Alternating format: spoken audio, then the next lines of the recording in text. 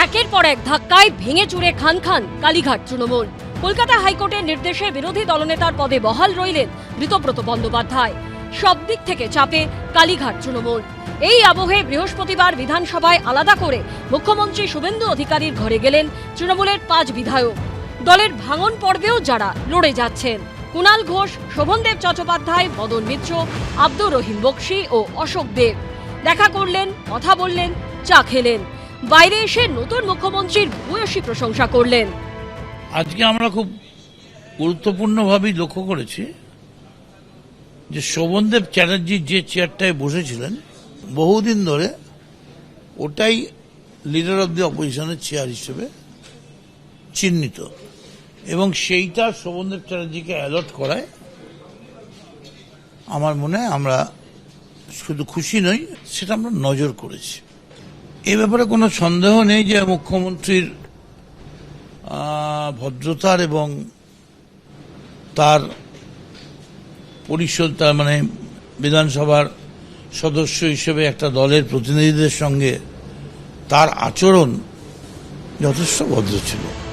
ঋতব্রত বন্দ্যোপাধ্যায়কে আগেই বিরোধী দলনেতা হিসেবে স্বীকৃতি দিয়েছেন স্পিকার।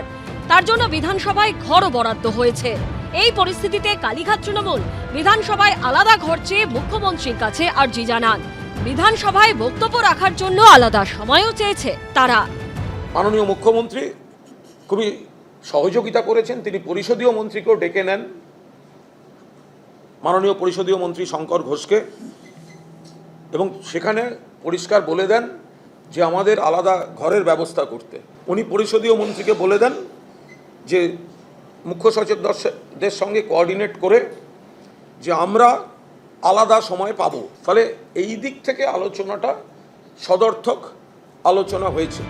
রাজনীতিতে ভোটের লড়াই সবসময় চললেও সৌজন্য স্বাভাবিক বিষয়, কিন্তু পশ্চিমবঙ্গে তা বিরল। তাই চরম সংঘাতের মুহূর্তে মুখ্যমন্ত্রীর সঙ্গে কালীঘাট তৃণমূলের বিধায়কদের সাক্ষাৎ নিঃসন্দেহে তাৎপর্যপূর্ণ। কৃষ্ণেন্দু অধিকারীর রিপোর্ট, এবিপি আনন্দ।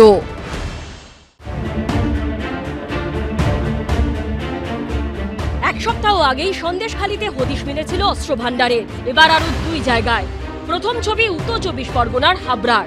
এখানে একটি পুকুর থেকে উদ্ধার হয়েছে 4টি আগ্নেয়াস্ত্র ও 25 রাউন্ড গুলি। স্থানীয় বাসিন্দাদের একাংশের দাবি, মাছ ধরতে গিয়ে একটি ব্যাগ খুঁজে পান তারা, তার মধ্য থেকে উদ্ধার হয় এগুলি। সাত সকালে খবর পেলাম জেলেরা জাল টানছিল এই পুকুরে, ওই জালে একটা ব্যাগ পাওয়া যায়।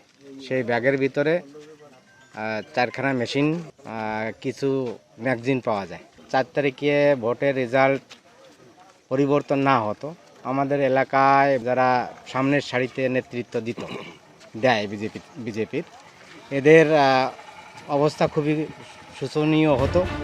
দক্ষিণ 24 পরগনার গোসাবাতেও পুকুর থেকে উদ্ধার হয়েছে আগ্নেয়াস্ত্র।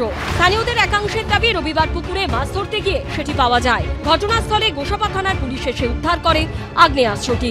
সমীরণ পাল ও শান্তনু নস্করের রিপোর্ট, এবিপি আনন্দ। এবিপি আনন্দ, এগিয়ে থাকে, এগিয়ে রাখে।